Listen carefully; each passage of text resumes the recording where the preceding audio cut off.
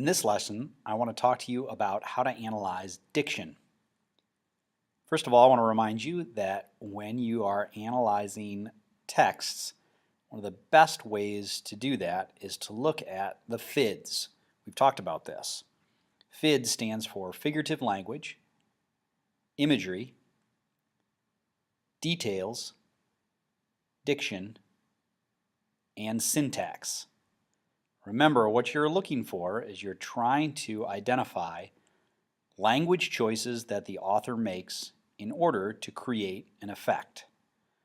One of the language choices that you can look at is diction. Diction is the academic way of saying word choice.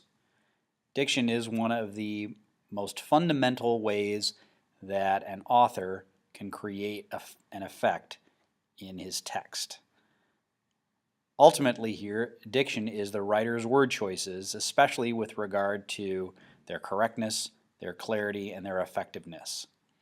The key part that we're going to talk about here is the difference between denotation and connotation. There are tons of words that denote the same meaning. They're synonyms. But the differences between individual words that may be the same or may seem the same comes down to their connotation, how most people view a particular word. And good authors will choose a word based on its connotation. They want to choose the right word that would create a particular effect, and they're choosing words carefully to create that effect based on their connotation. So today I'd like to show you how to analyze diction and ultimately write about diction in a rhetorical analysis piece. First of all, let's talk about what diction is and what we're talking about here in terms of word choice. As it says here, word choice is probably the most powerful element of style for you to understand. If the directions in the prompt of a piece of writing do not give you any specific terms to start your analysis, if you're writing an analysis for the SAT or for an AP test or for an assignment in your class, you can always begin with diction. Every single thing ever written includes diction because that means it includes words. If you do that, you're not going to be wrong. Many words in our language have strong connotations, and authors learn to use them on purpose to elicit certain responses from the reader.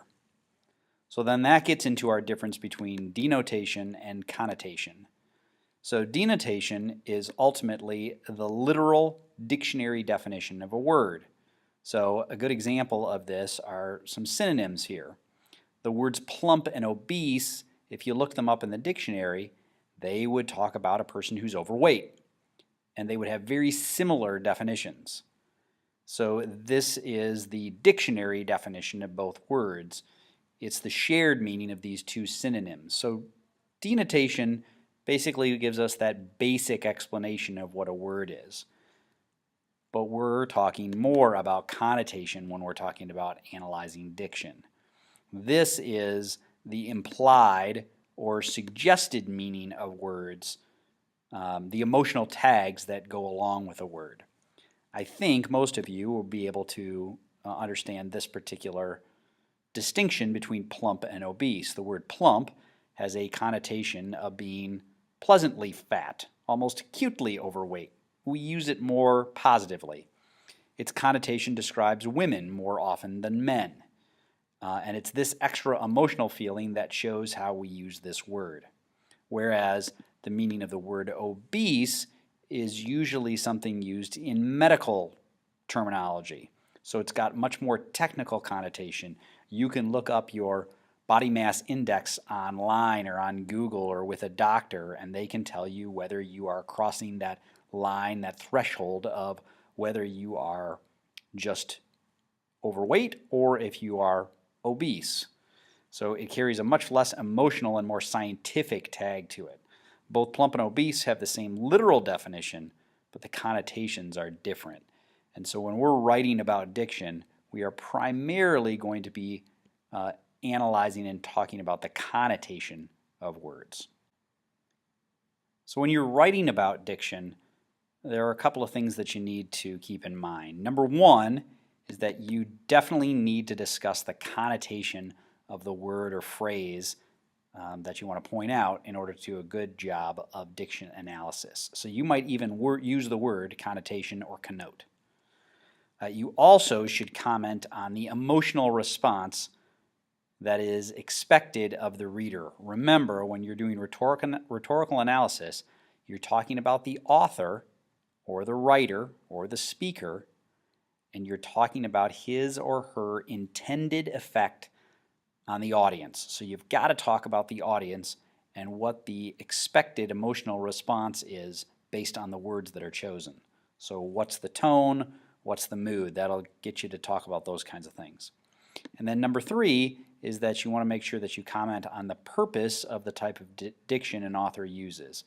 Why has that author chosen to use that individual word? What's its significance? What does it tell us about individual characters if it's a narrative?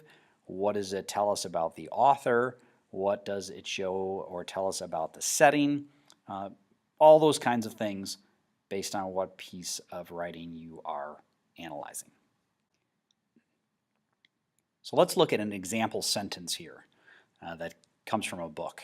It says, "The boy surveyed the class, congratulating himself for snatching the highest grade on the test."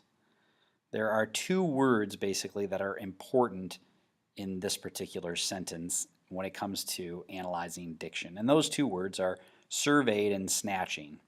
Those are ones that elicit an emotional response. They're the strongest, they're the words that have the strongest connotation.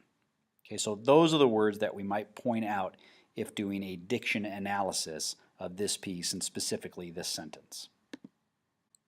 Okay, so here's one way to do it. Ultimately, remember, identify what you're going to talk about. You're going to talk about diction. Give an example of that diction, and then talk about its effect, and particularly its effect on the audience. So that's what's done right here. So here's one way to discuss it. When the boy surveyed the class, congratulating himself, a reader forms the idea that the boy is acting as if he were a king looking at a lowly subject. The purpose for this word choice seems to be that it creates an emotional distance or a liking between the reader and the character, which is often the feeling created with the antagonist in a story. Thus, this word choice leads a reader to feel almost distant from the boy. Okay, that's a pretty simple way of looking at it. We've identified the specific piece of text that we're going to look at, the use of the word surveyed, and then going to talk about what the reader probably takes from the use of that word. And so there is a pretty understandable explanation. Here might be a better way to do it. Okay, this one, written by a different student, says, "In this excerpt, the author describes the boy surveying the class." Okay, again, we've identified a piece of the text that we're going to analyze and then going to talk about what that means. When one surveys something, one is usually placed above that which is being surveyed, causing them to look down. Okay, that makes sense. Therefore, it is as if the boy sees himself on a kind of Mount Olympus, placed above his classmates, sitting with other gods, and looking down on lesser mortals, surveying their reactions. Okay, so this gives a pretty good explanation of what this word might actually mean about this boy without actually saying it. And then we come back to the audience here. This emotional response seems to be purposefully pit the protagonist against the reader.